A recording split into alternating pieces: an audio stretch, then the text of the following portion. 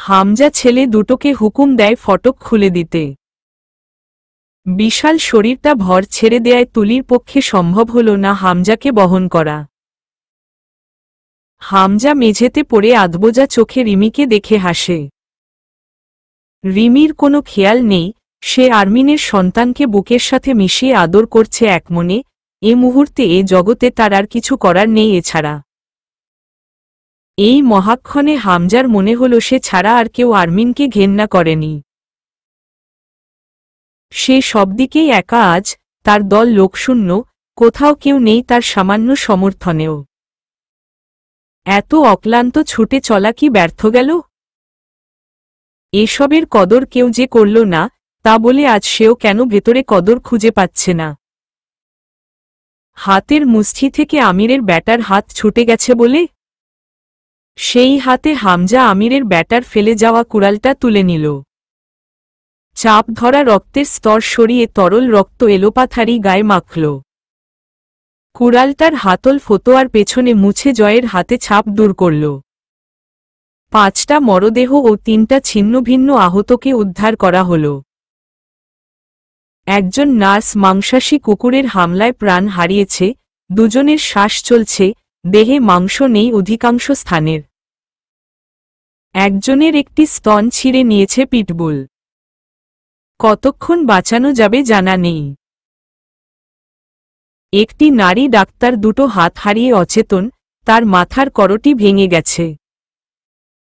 তবে এখনো বেঁচে আছে হয়তো। একজন ডাক্তারকে কম্পিত অবস্থায় ঘরের কোণে পাওয়া গেল। এত নৃশংসতা যে খবরে প্রকাশ করাও মুশকিল হবে, সেটা কালপ্রিট ভাবেনি। কালপ্রিটটা কে? হামজা? রউফ কায়সার না এলে থানা পুলিশ হয়তো তা মানত। কিন্তু রউফ কায়সার হামজার সামনে উবু হয়ে বসে জিজ্ঞেস করল, জয় আমির কোথায়, হামজা সাহেব? মেয়রের পদ হারিয়েছে হামজা? হারানোরই কথা, সে এখন নিশ্চিত ফাঁসির আসামি, তার আর পৌরসভা দপ্তরে কাজ নেই। সে ফুরিয়ে গেছে। জয়ের এখানে থাকার কথা? সে হাসপাতাল থেকে ফেরারি হয়েছে। এখন আমি আছি, আমায় অ্যারেস্ট করুন। ওকে যখন পাবেন তখন ধরবেন না হয়। আপাতত ও নেই হাতের নাগালে।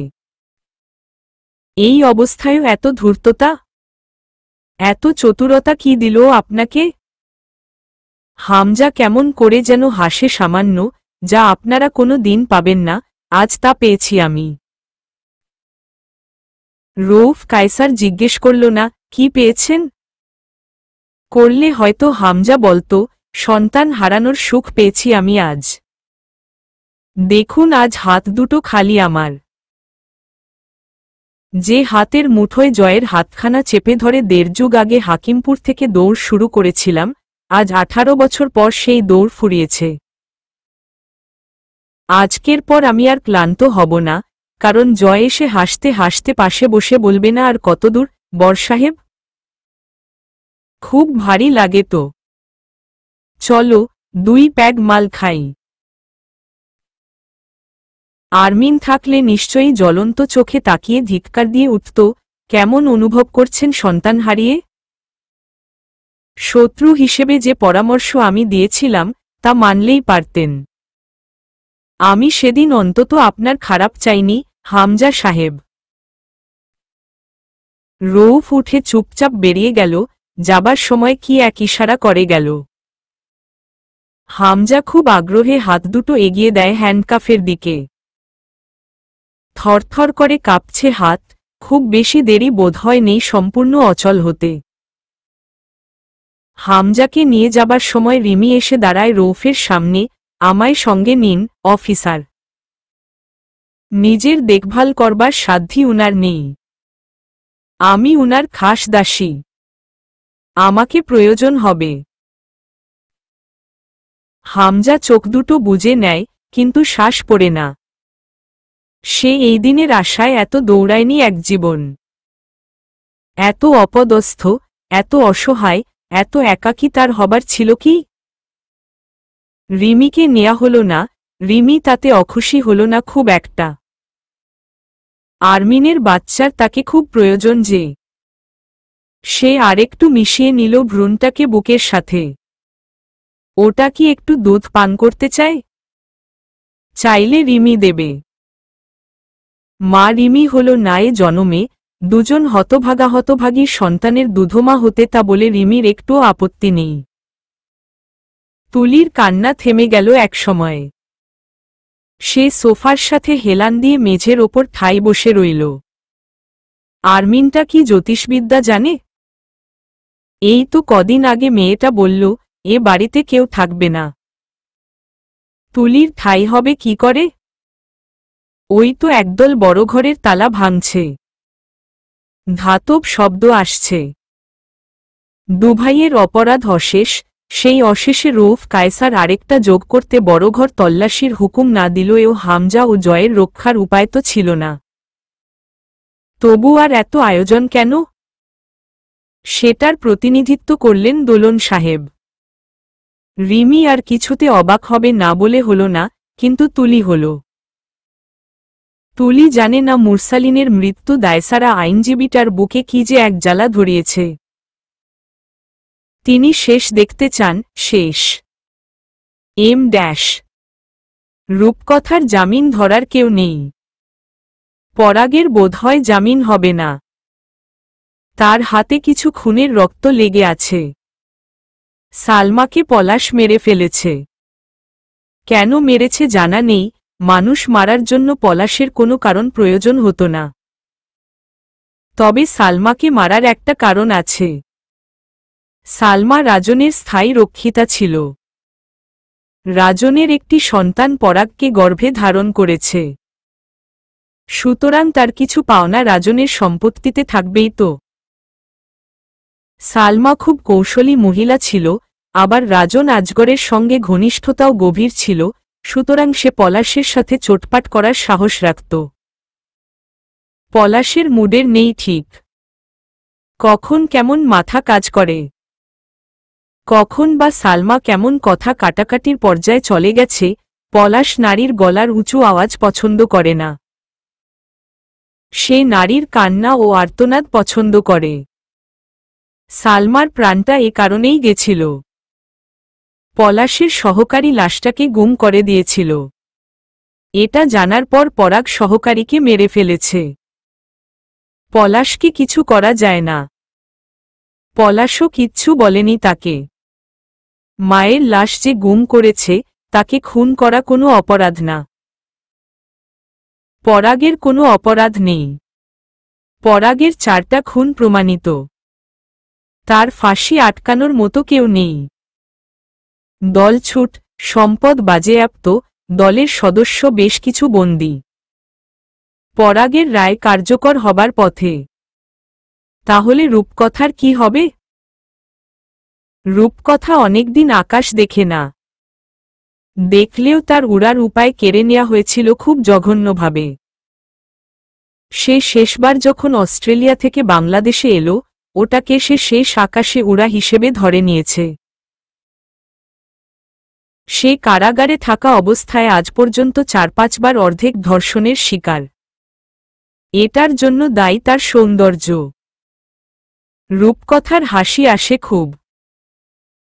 যে সৌন্দর্য পলাশকে মুগ্ধ করে তাকে কখনো সুখের দাম্পত্য দিতে পারেনি, সেই সৌন্দর্য প্রশাসন কর্মকর্তাদের ঠিক মুগ্ধ ও মনোরঞ্জিত করছে।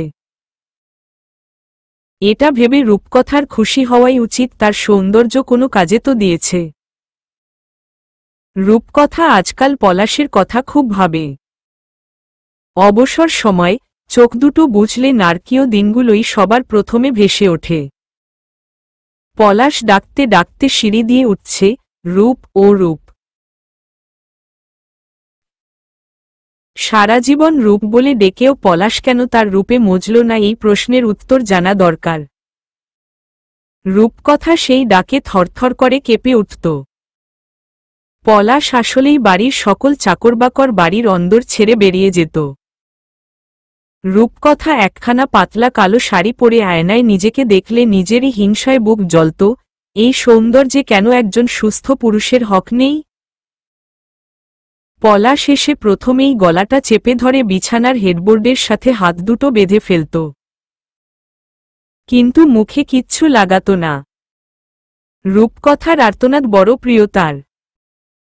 রূপকথা বুক ভরে শ্বাস টানে। আজ পলাশ নেই। সে কেন আছে? পরাগের ফাঁসিটা তাকে দিল কি সমস্যা? আছে একটা সমস্যা।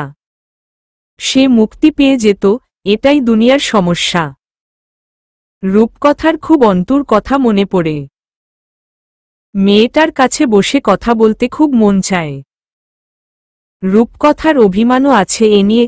রূপকথা ঘৃণ্যই হল বা ঘৃণা করেও কি একবার দেখতে আসা যায় না? আসে না অন্ত। ড্যাশ রাত্রির চতুর্থ প্রহর। আকাশে মেঘ। বৃষ্টি হবে বোধ হয়। পৃথিবীর উত্তর গোলার্ধ যেন গম্ভীর রূপ ধারণ করেছে। সাথে অন্তর ভেতরে কিসের এক ভয় পেয়ে বসেছে। জয় আমির গেছে কমবেশি 9 ঘন্টা হবে। ওদিকে কি হচ্ছে? জয় যদি হামজাকে মেরে ফেলে? অন্তু জানে মারবে না। ব্যথা রুহকে ছুঁয়ে দিল মানুষ প্রতিশোধের স্পৃহা হারায়। জয়েরা কখনোই হামজাদেরকে মারে না। এটুকু স্বস্তি।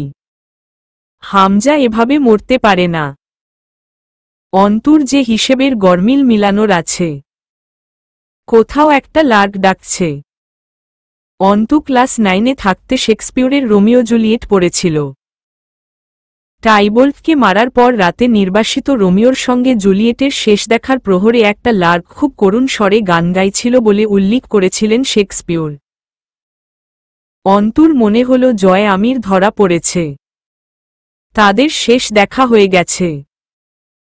তারা তো রোমিও জুলিয়েট নয়, তাহলে ভোরের পাখিটা গাইছে কি সাধে?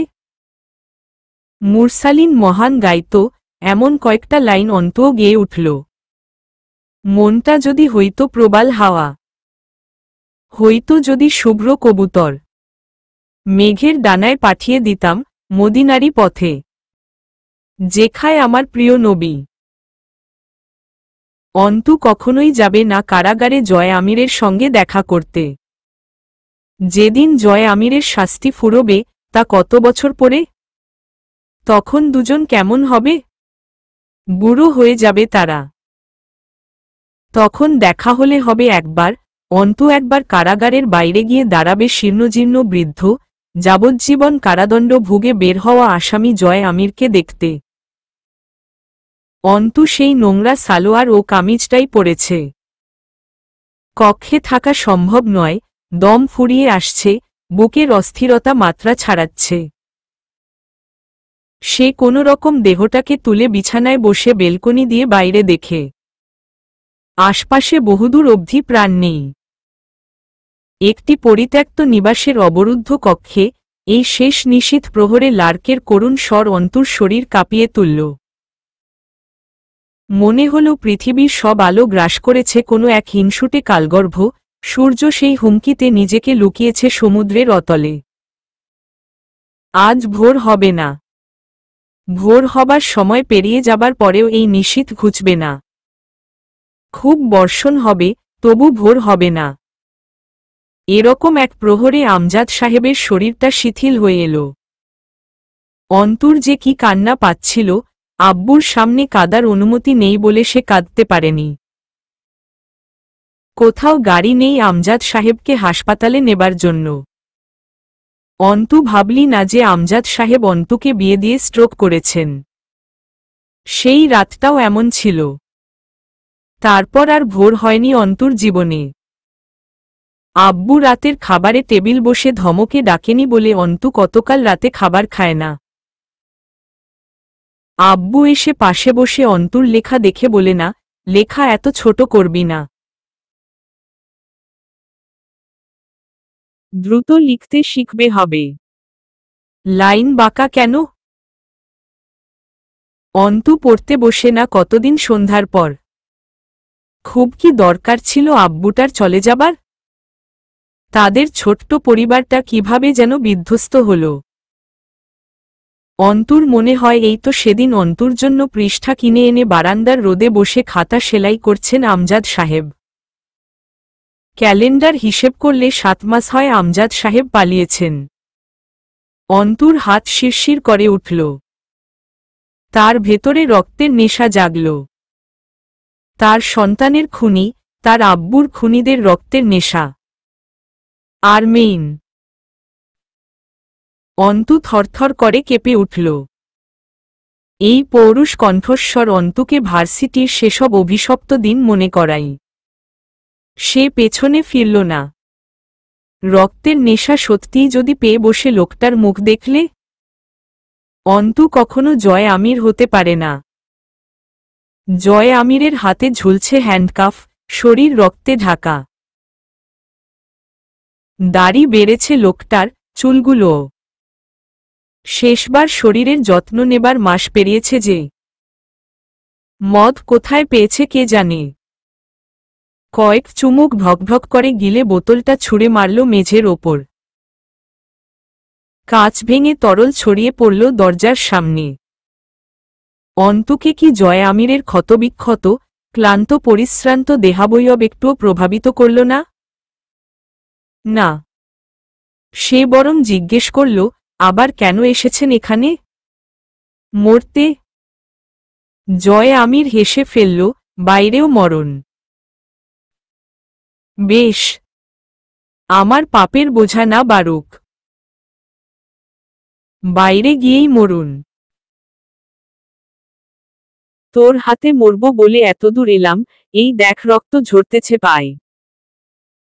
ফিরায় দিস না, আরমিন। চলার শক্তি নাই আর। এসেছেন কেন? কোনো প্রয়োজন ছিল না। কি করে এলেন? কোথায় গেছিলেন? জয় একটা শেষ সিগারেট ধরালো, চা। এত প্রশ্ন কেন? অস্ত্র নাই তোমার কাছে? অস্ত্র দিতে এলাম। অন্তুর সুখ লাগে। তার ক্ষমা জয় আমির আজও মানতে পারেনি, সে মরতে মরিয়া। আমি আপনাকে শাস্তি দেবার কেউ নই। আইনের হাতে মরুন। ওটা বরাদ্দ আপনার জন্য। জয় মাথা নাড়ে, উহু। পাপ তো আইনের কাছে করি নাই। পাপ করব একজনের কাছে, আর শাস্তি দেবে আইন। এই নীতি মানলে তো আজ খুনি হতাম না, উকিল ম্যাডাম। যার কাছে পাপ, পাপীর সাজা হবে শুধু তারই অভিশাপ। কলজেটা বাইর করে নেন। কবুল। সত্যি মেরে ফেলব আজ। বেরিয়ে যান, সারেন্ডার করুন। জয় হো হো করে হাসে, সেই তো ভয় পাচ্ছ আমায় মেরে ফেলার। জয় আমিরের ময়লা জনম ধন্য। প্যান্টের নিচ বেয়ে সরু রক্তের ধারা তালু অবধি পৌঁছেছে, এতদূর কিভাবে এসেছে এই অবস্থায়? জয় মেঝের ওপর ঠেসে বসে বেলকনির দরজার পাশে দেয়াল ঘেঁষে আর্তনাদের মতো শব্দ করল বসার সময়ে। শরীরে বিষ ব্যথা। বুকে বোধহয় ব্যথা নেই। ফুরফুরে লাগছে। এই তো সামনেই পথের শেষ। ক্লান্ত জয় আমির পিঠ হেলান দিয়ে বসে পরিশ্রান্ত কণ্ঠে আরমিনকে ডাকে, পাশে এসে বসত একটু, ঘরওয়ালি। অসুস্থ অন্তু বসে। জয়ের কাঁধে মাথা রাখে। জয় চোখ দুটো আবেশে বুজে নেয়, তার হৃদকপাটিকাগুলো অস্থির চিত্তে লাফায়। অন্তু কি একটাবার জড়িয়ে ধরতে পারে না জয়কে? না। অন্তু তো টের পাবার ইচ্ছাই রাখে না জয়ের বুকের ভেতরের রক্তক্ষরণের। বরং অন্তু খোঁজ করে জয়ের কারাবন্দী হবার। পুলিশ এসেছে পেছনে? আসতে অল্প দেরি হবে। ততটুকুই সময় পাবে তুমি। আর কিন্তু ধরতে পারবে না, উড়ে যাব আমি। সত্যি বলতেছি। তোমার কসম। কসম কাটবেন না। জয় তাকায় অন্তুর দিকে, কাটলে কি? মিথ্যাকে সত্য করার হাতিয়ার হিসেবে মানুষ কসম কাটে। বেশ কয়েকটা টান একসাথে দিয়ে সিগারেটটা কোথাও ছুঁড়ে ফেলে দিয়ে বলে, তাইলে আরেকটা কাটি। জয় আমির বোধহয় একটা আবদার করল সেদিন, বদনাম তো হলেই, বদনামের দাগ ওঠে না। সঙ্গে চলো, এই জীবনটা বদনামের নামে যাকক্ষম, পরের জন্মে আর বদনাম করব না। অন্তু এই জয়কে কিছুক্ষণ দেখে। অন্তুর দৃষ্টিতে জয় কেমন ছটফট করে ওঠে, না, এভাবে না। মরার ভয় পেয়ে বসলে ইজ্জত থাকবে না জয় আমিরের। চোখে ঘেন্নাটুকু বহাল রাখো, ওটুকু আমার। অস্ত্র দেবেন বললেন।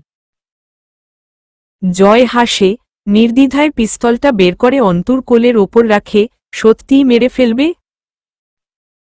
বহুদিনের স্বাদ। জয় চোখ বুজল এবার, মুখ দেখে মনে হচ্ছে কাঁধে মাথা রেখে কত সুখ পাচ্ছ। আসলে তা ছলনা, এই মিথ্যা ভঙ্গি কেন? ভালোবাসো? মানুষ হয়ে পশুকে কি করে? বাসা যায় তো।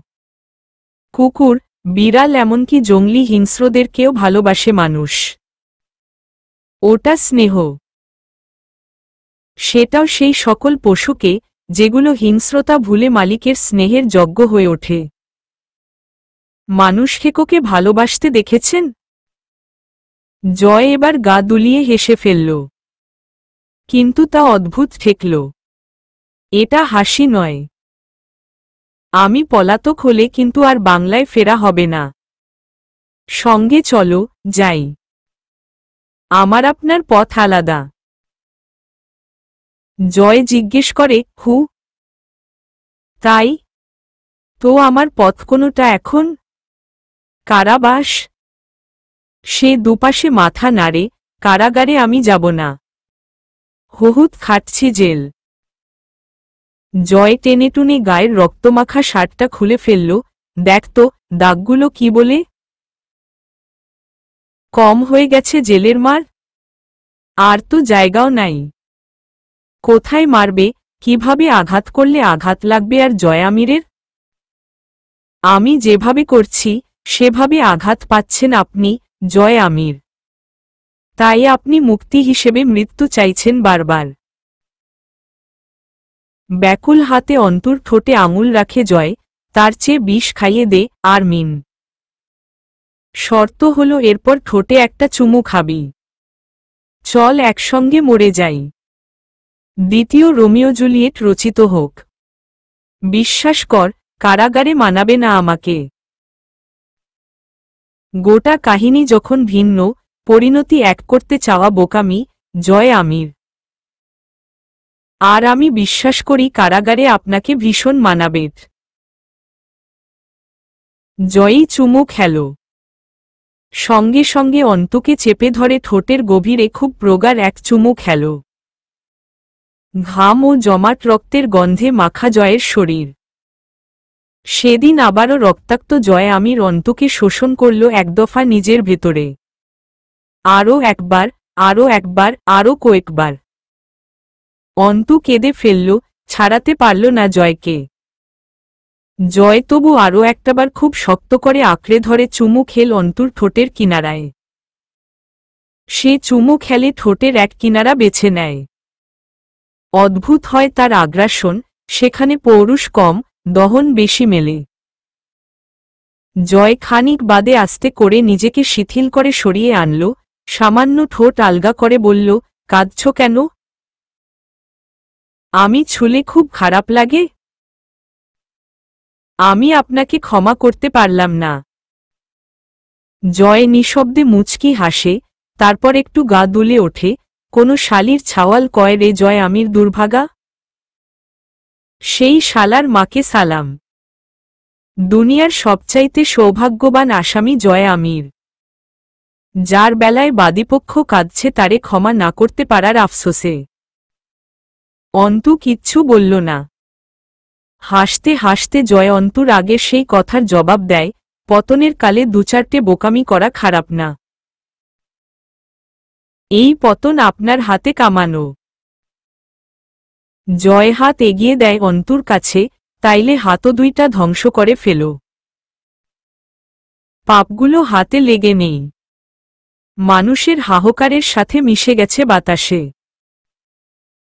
সেই বাতাসে শ্বাস নিচ্ছি বলেই কি বুকে এত শান্তি লাগতেছে? তাইলে তো উচিত এই শান্তি শান্তি বুকে ঠাস করে এক বুলেট গেঁথে দেয়া।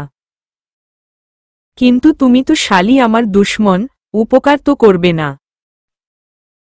পতন দৃশ্যমান হবার পরের অনুশোচনা ট্রেন চলে যাবার পর স্টেশনে পৌঁছানোর মতো। জয় আগ্রহ পাবার ভান করে, পরের স্টেশনের জন্য অপেক্ষা করা যায়। কখন আসবে সেটা? অন্তু তাড়া দেয়, আপনি মৃত্যুর যজ্ঞ নন। মানুষের বন্দিত্বের হাহাকার যাদের কানে শ্রুতিমধুর লাগে, সেই উন্মাদদেরও উচিত একটু বন্দিত্বের স্বাদ গ্রহণ করা। বেরিয়ে যান, জয় আমির। সাথে যেতেই তো রাজি হচ্ছ না। রাজি হব সেই মিছে অপেক্ষা না করার পরামর্শ থাকবে আমার। আমি ছাড়া কি গতি হবে তোমার? চমৎকার একটা জীবন আমার জন্য অপেক্ষা করছে। আপনি জানেন না, জয় আমির, সামনে আমার সুখের দিন। আমার কাঁধে কতকগুলো গুরুভার আমার বেঈমান বাপ আর ভাই সোপে রেখে পালিয়ে গেছে। তার পেছনে এই এক জীবন যাবে। আপনার জায়গা কোথায় সেই ব্যস্ত পথে? আপনার জন্য জন্ম হয়নি আমার। জয় অন্তুকে কিছুক্ষণ চোখ ভরে দেখে, খুব তো দেখা যাচ্ছে না টিমটিম মোমবাতির আলোয়, তবু দেখে এই মেয়েটার সাথে সে কি সত্যিই খারাপ করেছে? বুকের ব্যথায় রোদটা ঝিমিয়ে আসে। হেলান দিয়ে বসে। কাকে মেরে এলেন? মারিনি। তুমি কি চাইছিলে মেরে আসি? এত রক্ত কিসের? জয় সেই প্রশ্নের উত্তর না দিয়ে বড় উচ্ছ্বাসের সাথে জানায়, আমি বাপ হচ্ছিলাম, জানো? হিংসা হয়। আল্লাহ পাকের বিচার সম্বন্ধে ধারণা রাখেন না। শত শত বাচ্চা বলি দিয়ে বাচ্চার বাপ হতে আসা নরপশু জন্য হিংসা? ওর ভাগ আপনাকে দেয়া হতো না। আচমকা জয় অন্তুকে চেপে ধরে, গালের দুপাশে হাত রেখে একটু অপ্রকৃতস্থের মতো বলে, ভাগ চাইছে কে? তুই তো পরের মেয়ে, আর মিন। ও আমার রক্ত, আমার এই জয় আমিরের। নয়তো তুই বাঁচিয়ে নিতি সেদিন। আমার কেউ নেই বলে আমার শেষটুকু কেউ ছিনিয়ে নিল, কেউ দিল। চেষ্টা করিসনি পালানোর। শাস্তি শাস্তি শাস্তি দেবার জন্য বাঁচাসনি না? কিসের শাস্তি? অন্তু সজোরে এক ধাক্কা মারল জয়ের বুকে। চুপ। অসুস্থ লোক। রক্তের বড়াই করছেন। ওরকম কামের বশে পতিতালয়ের খরিদ্দাররাও রক্ত ঢেলে আসে বেগানা নারীর জরায়ুতে। বাপ শব্দটার মর্যাদা রক্ষার জন্য হলেও খবরদার আপনার নাপাক জবানে বুক ফুলিয়ে বাপ হবার ঘোষণা করবেন না। সেই যোগ্যতা সবার থাকে না। বাপ হতে সন্তান জন্ম দেবার চেয়েও বাপের কর্তব্য পালন করতে জানা জরুরি। আর সেই কর্তব্য শুধু নিজের সন্তানের ক্ষেত্রে নয়। আগে মনে মনে বাপ হতে হয়। একজন বাপ কখনো অন্যের সন্তানের জন্য ক্ষতিকর হয় না। আমার বাপকে দেখেছেন না? বাপ তো আমার বাপও ছিল, তাকে কি দিয়ে দুনিয়াছাড়া করেছেন? বাপ তো মুরসালিনের বাপও, বাপ তো বন্দি বাচ্চাগুলোর বাপও। দুনিয়া সহজ নয়। দুনিয়া ঋণ রাখে না, জয় আমির। মিটিয়ে দেয়। আপনাকেও দিয়েছে। এত হয়রান হচ্ছেন কেন? জয় টলে না। বরং অন্তুকে আরো চেপে ধরে, তোর বাপ মরেছে, আমার মরে নাই? তুই এতিম, আমি কি? অন্তু ভঙ্গুর হয়ে আসে, তার জন্য তো আব্বু দায়ী ছিল না, অন্তিক দায়ী ছিল না, আর না ছিল অন্তু। তাদেরকে কেন খুন করা হয়েছে? এই অসহায়ত্ব কোথায় ছিল সেদিন আপনার? সেদিন আপনাকে কেন আমির বাড়ির সর্বকনিষ্ঠ এতিম বংশধর হিসেবে পাইনি? আপনি অভিশাপ রূপে এসেছেন আমার কাছে। আমি চিনি না আপনাকে, চিনি না আপনার এই স্বার্থপরতায় জড়ানো উন্মাদ কাপুরুষটাকে। শেষে অন্তু চেঁচিয়ে ওঠে। জয় আস্তে করে নিজেকে ছেড়ে দিল অন্তুর ওপর। তাই পালাসনি সেদিন? জয় আমিরের সন্তান বলে অবহেলা করেছিস, আরমিন। অন্তু ডুকরে উঠল। উন্মাদ এক বাপের সন্তানকে গর্ভে ধারণ করেছিল সে। যে লোক নিজের ভাবনা ছাড়া কিছুই বোঝে না, অকপটে মিথ্যা দোষারোপ করে যাচ্ছে। থেমে যাওয়া কান্না আর ঠেলে ওঠা প্রতিবাদে এবার মাতৃত্বের ধাক্কা পড়ল। সে নিজের সন্তানকে স্বেচ্ছায় মারতে দিয়েছে? অপ্রকৃতস্থ লোক। হু হু করে কেঁদে উঠল মেয়েটা। কোথাও হারিয়ে গেল অন্তু, কেঁদে উঠল আরমিনটা যে জয় আমিরের অকালমৃত সন্তানের মা। আপনি যান, আমি সহ্য করতে পারছি না আপনাকে। খুব কঠিন ধাক্কা খেয়েছেন দেবতার কাছে, মাথা নষ্ট হয়ে গেছে আপনার। আপনার উন্মাদনা সামলানোর দায় আমার নেই। আমাকে যেতে হবে। জয় সঙ্গে সঙ্গে হাতড়ে বুকে টেনে নেয় অন্তুকে। সন্তানের প্রতিশোধের রক্তের ওপর সন্তানের মায়ের কান্নার পানি জয়ের বুক ভেজায়। সে দুই হাতে কঠিন করে জড়িয়ে নিতে বারবার হাত দিয়ে আঁকড়ে নেয় অন্তুকে। অন্তুর মাথার ওপর চোয়াল ঠেকিয়ে চোখ বোঝে। চুলের ওপর চুমু খায় কয়েকটা। বুকটা যে কি জ্বলছে তার। ইস, এই আমির নিবাস তাকে আধারে ফেলে দিয়েছিল ২১ বছর আগে। সেদিন নিষ্পাপ এক কিশোর বেরিয়ে গিয়ে এক পাপিষ্ঠ খুনি হয়ে ঢুকেছে। অন্তু ছটফট করে, ছেড়ে দিন আমায়। জয় বিড়বিড় করে, সেই পদ্ধতিটাই তো ভুলে গেছি। অন্তুর মাথায় হাত দিয়ে বুকের সাথে চেপে ধরে বলল, আমার হাতে সময় নাই, ঘরওয়ালি। সঙ্গে চলো। এভাবে ধরে কাদার জন্য আসামির বুকটা লাগবে তোমার? নাকি বুকটা কেটে রেখে বাকিটা কারাগারে দেবে? আজকের পর আর কাঁদব না। অন্তু নিজেকে ছাড়িয়ে নিয়ে ওড়নাটা ঠিক করে গায়ে পেঁচালো যেন কোনো বেগানা এসে উপস্থিত হয়েছে হঠাৎই। জয় শার্ট পরে খুব জোরে জোরে শ্বাস ফেলে বাচ্চাদের মতো খাবারের আবদার করে উঠল, খিদে লাগছে খুব। কিছু নাই খাওয়ার মতন? অন্তু মাথা নাড়ে, না। পানীয় নাই? গলা শুকায় আসতেছে খুব। একটু পানি খাবো আমি। নাই পানি? খুব খিদে পেয়েছে? কিছুই খাই নাই। পেট খালি, ভীষণ খিদে পাচ্ছে। শরীর খারাপ লাগতেছে খুব। একটু পানি থাকলে দাও, পানি খাবো। আছে পানি? বুক ফেটে মরব মরে হচ্ছে। হেসে ফেলল জয়। দুজনের এই কয়েকটি বাক্য বিনিময়ে কয়েকটা সেকেন্ড কাটল, তার পরক্ষণে অন্তু ওঠে কোনো রকম। সামান্য কিছুটা পানি বোধহয় আছে বোতলে। অন্তু মোমবাতিটা আনতে এগিয়ে যায় একটু, কিন্তু পথিমধ্যে তাকে থামতে হল। জয়ও টের পায় সিঁড়িতে পদচারণার আওয়াজ। এক লাফে উঠে দাঁড়ায় সে, অন্তুর দিকে তাকিয়ে বলে ওঠে, এজন্য কেঁদে আমার সময় নিচ্ছিলে এতক্ষণ? আপনার প্রাপ্য বুঝিয়ে দেবার জন্য জরুরি ছিল। আমি দুঃখিত, জয় আমির। আবার ছলনা। বলেছিলাম, চাইলে তোর হাতে ধ্বংসের একমুঠো ছাই হব। যা মানুষ সদিচ্ছায় দেয় তা তার শাস্তি হতে পারে না। আমি আপনার তথাকথিত উদারতা বা নাটকীয় আত্মত্যাগ নয়, শাস্তি দেখতে চাই। চাই বৈধ শাস্তি, যা প্রাপ্য আপনার। কথা বাড়াবেন না, সারেন্ডার করুন। কাঁদলে কেন, সত্যি করে বলো। জানে মেরে ফেলব কিন্তু একদম। দোষ তো আপনার, জয় আমির। আসামি আপনি, গর্ভের সন্তানের বাপ কেন?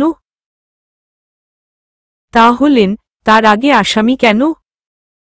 সন্তানের জন্য তার বাপের কাছে কেঁদেছি, একজন পাপিষ্ঠকে তার প্রতিদান দিতে সময় পার করিয়েছি।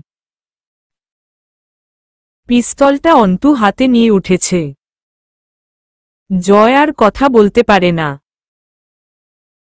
এই মুহূর্তে অন্তুকে দেখে মনে হলো এতগুলো দিন সংসার করেছে, জয় আমিরের সন্তানের মা হয়েছে, অথচ আজও সে সেই আমজাদ আলী প্রামাণিকের মেয়ে। সেই তেজ, নির্মম নিষ্ঠুরতা, পণ। অন্তু এক বাপের মেয়ে। শর্তে হারেনি একরত্তিও। সেই মুহূর্তে হুড়মুড় করে দরজা লাথি মেরে ঢোকে দুজন। সিভিল ড্রেস, অথচ ভঙ্গিমা বলে দিচ্ছে স্পেশাল ফোর্সের অফিসার দুজন।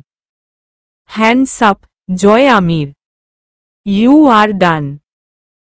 Don't try to move, or you will be shoot.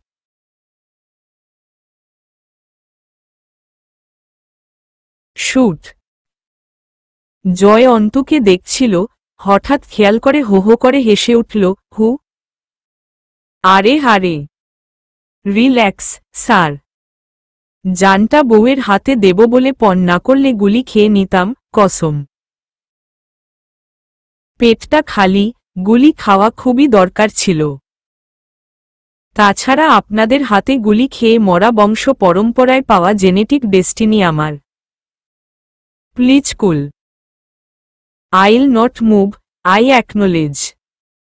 Put the gun down. সে অন্তুর কাছে আবার পানি চায়, পানি খাব। পানি। অন্তুর হাত থেকে পানি নিতে হাত বাড়াতেই বিদ্যুতের বেগে ছুটে এসে একটা গুলি লাগল জয়ের হাতের কবজির নিচে। ছিটকে পড়ে যায় পানির বোতল। জয় বলে ওঠে, জাসসালা। অন্তু চেঁচিয়ে উঠল, খর্বদার। Don't shoot at all. Put the gun down, officer. Or I'll shoot you. ফিনকি দিয়ে রক্ত ছুটে গিয়ে অন্তুর হাতে লাগে। বুলেট জয় আমিরের হাতের এপাশোপাশ পেরিয়ে বেরিয়ে গেছে। জয় আমিরের গরম ছুটন্ত গাঢ় খয়েরিলাল রক্তের ছোঁয়ায় অন্তু কেঁপে উঠল। ছুটে এসে ওড়না দিয়ে চেপে ধরল হাতটা। জয় অন্তুকে বুকের সাথে বাহুডোরে জড়িয়ে নিয়ে দাঁড়ায়। সুতোর ওড়না জয়ের রক্তে ভিজে জুবজুবে হয়ে ওঠে। সারেন্ডার করুন। ওরা আবার গুলি চালাবে। প্লিজ, জয়। তুমি তো চালালে না, ওদেরকে অন্তত আমার শেষ উপকারটা করতে দাও। এত হিংসুটে মেয়েলোক বিয়ে করেছিলাম। খবরদার, বাজে ভাবনা না। আত্মসমর্পণ করুন। ওরা কিচ্ছু করবে না। জয় পুলিশ দুটোকে বলে, স্যার 1 মিনিট প্লিজ। জয় অন্তুর হাতের পিস্তল তুলে ঠিক হৃৎপিণ্ড বরাবর মুজেল চেপে ধরে বলে, করলাম আত্মসমর্পণ। মারো। এবার তো মারো। পাগলামি করবেন না। আপনি আমার হাতে নিজেকে খুন করাতে চাইছেন। না। খুন হবে না এটা। ভেতরে কিছু একটা খুব ছটফট করতেছে, তুমি গুলি চালাইলে তবেই, আমি নিশ্চিত ওই শালা থামবে। থামাও ওরে। অন্তুর ক্ষমতা নেই দুপা হাঁটে। তার শরীরের নিচের অংশ অচল প্রায়। রক্তে সালোয়ার অনেক আগেই ভিজে উঠেছ, আর জয়ের রক্তে হাত। রক্তপাত থামবে না এভাবে। এমনি অসুস্থ আপনি। এখন আর অহংকার করবেন না প্লিজ। তুমি তো করতেছ। আমি? সাফ সাফ দেখা যাচ্ছে চেহারায়। ওত্তগ্রীমা, না? জয় হাসে। তারপর অসহ্য ব্যথায় মুখটা কুঁচকে ধরে, হা করে শ্বাস নেয়। গলগল করে রক্ত পড়ছে। অন্তু ওড়না ভিজে গেছে, আর রক্ত শুষবে না ওটা। অস্ত্র ফেলে দাও জয়, নয়তো এবার আর গুলি অজায়গায় তাক করা হবে না। ধাত মিয়া, আলগা ভাব চুদায়েন না তো। মেরে দিল না হয় মেনে নিতাম, যে ঘরোয়ালি তো মারল না, সে যখন চায় তো আইনের হাতেই গেল এই জনম। না মেরে প্যান প্যান থাপাইলে তো সমস্যা। এইবার আমিই কিছু করি। আচমকা কোথা থেকে যেন লাইটার জ্বালিয়ে ছুঁড়ে মারল মেঝের ওপর। দাউ দাউ করে আগুন জ্বলে উঠল অ্যালকোহলে।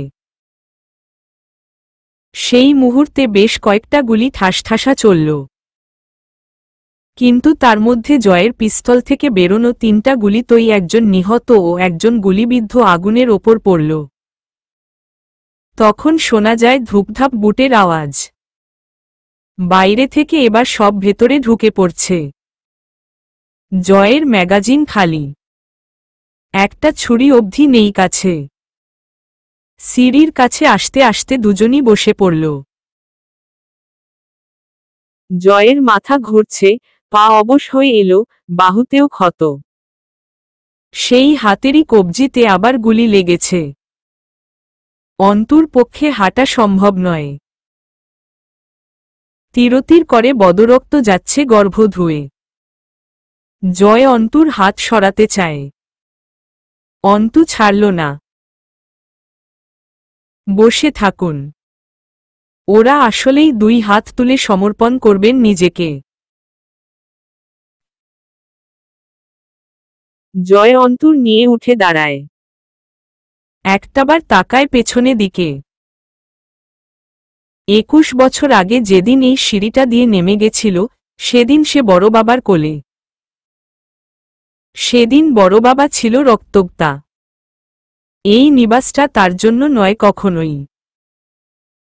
দুজন নামতে নামতে আবার থামে। ফোর্স সদরঘরে ঢুকে পড়ার আগেই দুজন কোনোরকম বেরিয়ে গেল নিচতলার পেছনের বড় বারান্দা দিয়ে। অন্তুকে জোর করে টেনে নিয়ে যায় সে। অন্তু অবাক হয় জয়ের এই শরীরেও সে জয়ের সাথে পারছে না। অন্তু নিজেকে ছড়াতে চেয়ে চেঁচিয়ে উঠল, এবার আমি যাব না আপনার সাথে। সঙ্গে যেতে হবে না। আমি যেখানে যাব তোমার সময় হয় নাই এখনো যাবার। এইখান থেকে অন্তত বের করি। আমার বাপের বাড়িটা ভালো না। আপনি দাঁড়ান এখানে। রক্ত থামছে না। কি করতে চাচ্ছেন আপনি? সেই পেছনের লোহার ফটকের কাছে পৌঁছায় দুজন।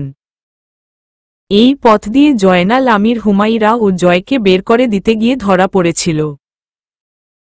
জয় হেসে ফেলল। সে অন্তুকে বের করে দিতে গিয়ে ধরা পড়বে? কিন্তু একটা ব্যাপার মিসিং। হুমাইরার গর্ভে সন্তানটা ছিল, আরমিনের নেই কেন? পরক্ষণেই তার মনে হয় না। তারপর হুমাইরার সঙ্গে যা হয়েছে তা আরমিনের সাথে হবার নয়। মরচে ধরে ক্ষয় যাওয়া ছোট্ট একটা তালা। কারা মেরেছে জানা নেই। জয় ডান পা দিয়ে দুটো কষে লাথি মারল। আর তখন সামনে দিয়ে গোটা নিবাসের ভেতরটা খুঁজে ফোর্স তাদের পিছনে এসে পৌঁছেছে। ঝুপ ঝুপ করে জড়ো হলো জয়ের পেছনে। জয় হাসে। হাসতে হাসতে মাথা উঁচু করে শটান দাঁড়িয়ে থাকা আমির নিবাসকে একটাবার দেখে মনে মনে হেসে বলে, তোর সাথে আমার এই জনমের শত্রুতা রহস্য রইল। পরের জনমে শালা তোর রহস্য জানব আর প্রতিশোধও তুলব। রেডি থাকিস শালা নিমক হারাম। অন্তু বসে পড়ল। রক্তপাত বাড়ছে। ফোর্সের ভেতরে রৌফ কায়সারকে দেখে হেসে উঠল জয় আমির। কোনো ব্রাঞ্চের লোক কোনো ব্রাঞ্চে যুক্ত হয়েছে এক জয় আমিরের তুচ্ছ জীবন কাটতে। জয় উচ্ছ্বাসিত কণ্ঠে অভিনন্দন জানায় তাকে, শান্তি বর্ষিত হোক স্যার। দেখুন না আপনার লোকেরা কি করেছে হাতটার। একটু পানি খাবো স্যার। খুব পিপাসা পাচ্ছে, পানি আছে? সেটা কাস্টডিতে বেহিসেব পাবেন। তার আগে মিসেস আরমিনকে পাস করুন। জয় আমির, নিজেকে সারেন্ডার করুন।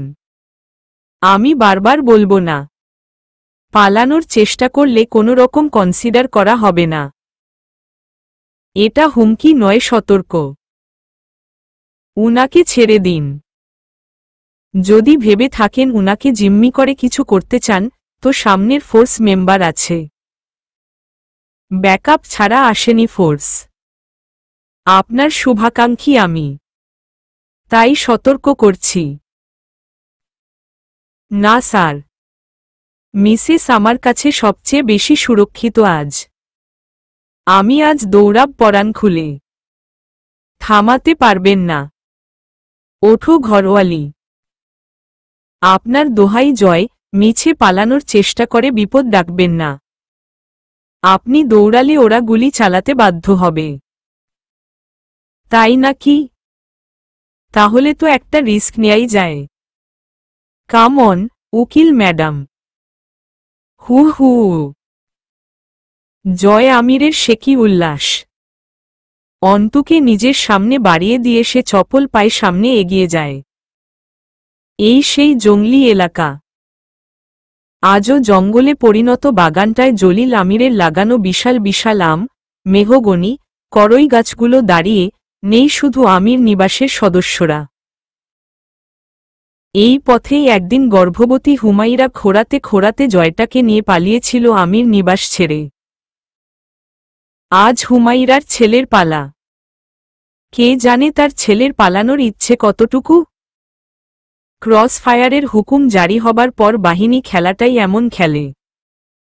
তারা আসামিকে আদলতে নেবার চেষ্টাটাই করে না, সরাসরি গুলি চালিয়ে খাটুনি কমিয়ে আনে। সেই সুবাদে নিশীথের শেষ প্রহরের নির্মম নীরবতাকে কাঁপিয়ে তুলে AK-47 রাইফেল থেকে একটি বুলেট ছুটল। সা করে গিয়ে লাগল হুমাইরার ছেলের পিঠ বরাবর। বক্ষপিঞ্জরের পরশুকার কোনো এক ফাঁকে ওটা আটকে রইল। জয় কুজো হয়ে পড়ে জোরে করে হেসে ওঠে। অন্তু থমকে দাঁড়ায়। হাতটা তার জয় আমির আরও শক্ত করে চেপে ধরেছে এই মুহূর্তে। হাসছে লোকটা। পৌরুষ হাসির ঝংকারে অন্তুর শরীরের লোমকূপ শিরশির করে উঠল। জয় আমিরের হাসি থামছে না। তবু পা ঝেড়ে টান করে অন্তুর হাত ধরে টেনে নিয়ে সামনে এগোতে চায়। আজ সে ঠিক বুঝতে পারে না মৃত্যুকে সে বেশি ভালোবেসেছে নাকি সেই অসীম ভালোবাসার ঊর্ধ্বে জয় আমির মৃত্যুর সাথে বেইমানি করে আরও কিছু চেয়ে বসেছে। তা কি তার হাতের মুঠোয়? ওটা কি কিছুকাল বাঁচার আকাঙ্ক্ষা জয়ের হাতের মুঠোয়? মৃত্যু কি অভিমান করল না? করাই তো উচিত। এতগুলো বছর মৃত্যু বারবার হাতছানি দিয়েছে, জয়কে গ্রহণ করেনি। আজ করছে, আর আজ কিনা জয় আমিরের চোখে মৃদু অনীহা। ওটুকুও মৃত্যুর বরদাস্ত নয়। জয় মৃত্যুকে দেখে প্রাণ খুলে হাসতে লাগল, আর সামনে এগোনোর চেষ্টা করতে লাগল। সেই মুহূর্তে পরপর আরও দুটো, তারপর আরও একটা বুলেট এসে লাগল জয় আমিরের পিঠের শিরদাঁড়ার মাঝ বরাবর। এটা কেন যে ফুঁড়ে জয় আমিরের প্রশস্ত বুকটা চিরে ছুটে গিয়ে বিঁধল জলিল আমিরের রোপণকৃত একটি গাছের গায়ে।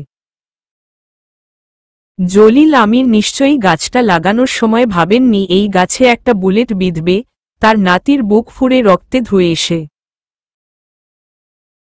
বাকি দুটো বুলেট, একটা পেটে আরেকটা ঠিক জয় আমিরের এক জনমের স্বাদ মিটিয়ে বুলেটটা হৃৎপিণ্ড বরাবর বিঁধে গেল।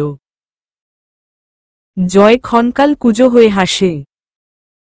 সে দেখে সে উবু হবার ফলে তার বুকের রক্ত নোংরা ঘাসমাটির ওপর টপটপ করে ঝরছে। জয়ের হাসি বাড়ল। গা দুলিয়ে হাসতে লাগল সে। নিয়মভঙ্গ হয়নি।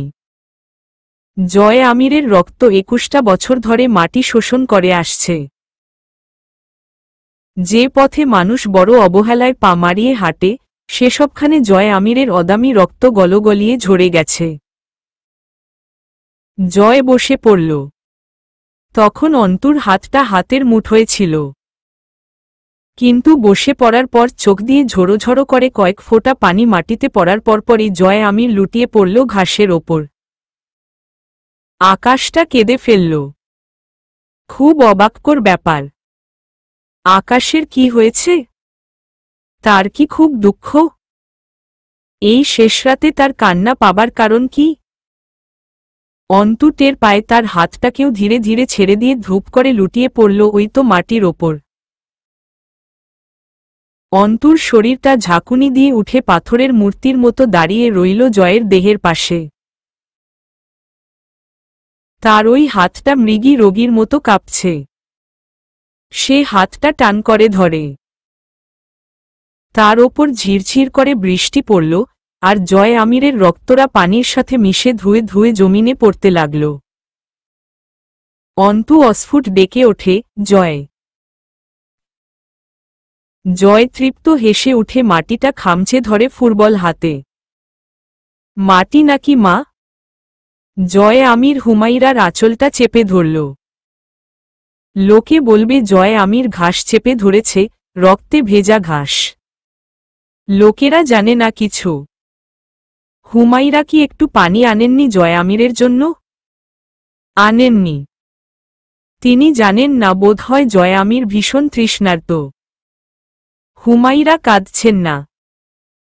হুমাইরা কিছু বুঝতে পারছেন না বোধহয়। তিনি কি ভাবছেন জয় আমির আজ 21 বছর পর ঘুমালো? নিশ্চিন্ত ঘুম। হুমাইরা সঠিক ভাবছেন। তার ছেলে আজ ঘুমালো যুগ পর। এই ঘুমে ব্যথা নেই, রক্ত অথবা হাহাকার নেই, বুকের দহন নেই, পিপাসাও নেই। এই যে কিছুক্ষণ আগে কি ছটফট করছিল একটু পানি খাবার জন্য, এখন অবশ্য আরও কেমনভাবে যেন বুকটা আটকে আসছে। জীবনের সবটা স্মৃতির পটে জড়ো হয়ে চোখের সামনে ভেসে উঠল। তার সংক্ষিপ্ত ঘটনাবহুল জীবনটার এক একটা রাত। খুব পিপাসা পাচ্ছে, বুকে শ্বাস নেই। একটু পানির জন্য রোদটা ছটফট করে উঠল। পাত্তাই দিল না জয়। তবু মনে হলো এক চুমুক পানি পান করতে বুকে বড় তৃষ্ণা। বৃষ্টিটা এলো তার পিপাসা নিভে যাবার মুহূর্তে। ততক্ষণে মৃত্যুকে জয় আমির জড়িয়ে ধরেছে আষ্টেপৃষ্ঠে। আর সে এবার ছাড়বে না, বহু প্রতারণা মৃত্যু করেছে তার সঙ্গে। এবার আর নয়। তার 21 বছরের সাধনা, তার ছোট্ট বয়সের প্রেম। বৃষ্টির ঠান্ডা ফোঁটা জয়ের ভেতরের সব আগুন নিভিয়ে জয়কে ঘুম পাড়িয়ে দিল। এই ঘুম ভাঙবে না। ওই তো দূর মসজিদের মিনারে ফজরের আজান শোনা যাচ্ছে। একটু পরই সকাল হবে। তবু জয় উঠবে না। অবশ্য জয়ের সকালে ঘুম থেকে ওঠার অভ্যাস কি আছে নাকি? সে ওঠে দুপুর অথবা বিকেলে। কিন্তু আজকের ব্যাপারটা ভিন্ন। জয় আমির আজ বিকেল গড়িয়ে সন্ধ্যা হবে, রাত হবে, সেই রাত শেষ হয়ে আরেকটা সকাল হলেও জয় আমির কিছুতেই উঠে গিয়ে গলা ফেরে ডাকবে না, তরুও।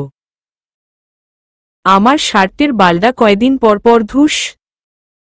খাউজানি হয়ে গেল যে ময়লা শার্ট পরে। আজ কি রাঁধছে রে? মাছ হইলে হোটেলে যাইগা। ওই বালদা ছাড়া তো কিছু পাস না। জয় আমিরের আরেকটা বিষয় জানা দরকার ছিল। কুষ্টিয়াতে একটা কাণ্ড ঘটে গেছে। শেষ রাতে মার্জিয়ার প্রসব বেদনা উঠেছিল। ফজরের আজানের সাথে মার্জিয়ার গর্ভ ছিঁড়ে একটা হুমাইরা এসেছে। হুমাইরা অন্তিক। জয় জানলে কি করত বলা যাচ্ছে না। তাকে জিজ্ঞেস করলে এখন আর বলবে না। কিন্তু বিজ্ঞান বলে মানুষ মরার পরে 7 মিনিট মস্তিষ্ক সচল থাকে, কানো। এখন খর্বটা দিল জয় আমির শুনবে কি? কিন্তু বলবে কে? অন্তুটাও জানে না। অন্তু বসে পড়ল আলগোছে জয়ের কাছে। তার কেন মনে হলো দুনিয়ায় আজ সে একা হল। শেষ হাতটাও এই তো এইক্ষণে তার হাত ছেড়ে পালালো। অন্তু জয় আমিরকে ঝাঁকাল, জয়। এই জয়, জয় উঠলি না। অবাধ্য, বেয়াদবের মতো শুয়েই রইল চুপচাপ। চোখটা সামান্য খুলল না অবধি। অন্তু রক্তে মাখা হাতটা মুঠোয় পুড়ে ঝাঁকায়, মৃদু স্বরে ডাকে। জয় চুপ করে শুয়ে আছে। অন্তুর বিশ্বাস হচ্ছে না। সে বোকা না। এটা হয় নাকি? জয় আমির আর নেই, এটা বিশ্বাস করা যায়? সে আর ডাকবে না? হাসবে না বেহায়ার মতন? অন্যদিন হলে এক্ষুনি উঠে দু চারটে গালিয়ে দিয়ে স্বভাবসুলভ ভঙ্গিতে হেসে উঠত। হাসবে না নাকি আর? চেইনের লকেটটা বুকের ওপর পড়ে আছে। জোরে বৃষ্টি আসছে। জয়ের রক্ত ধুয়ে চুইয়ে যাচ্ছে। সেই উঠে হাসছে না, বুলেট গেথে থাকায় যে ব্যথা, সেই ব্যথাকে দুটো গালিও দিচ্ছে না। লোকটার ধৈর্য বেড়েছে। ভেতরের আগুন যে নিভে গেছে, তাই। সেই তারিখটা 17ই জুলাই, 2015 খ্রিস্টাব্দ। তারিখটা আন্তর্জাতিক ন্যায়বিচার দিবস। সেদিন জয় আমির ন্যায়বিচার পেল, নাকি দুনিয়াকে দিয়ে গেল বলা মুশকিল। চলবে।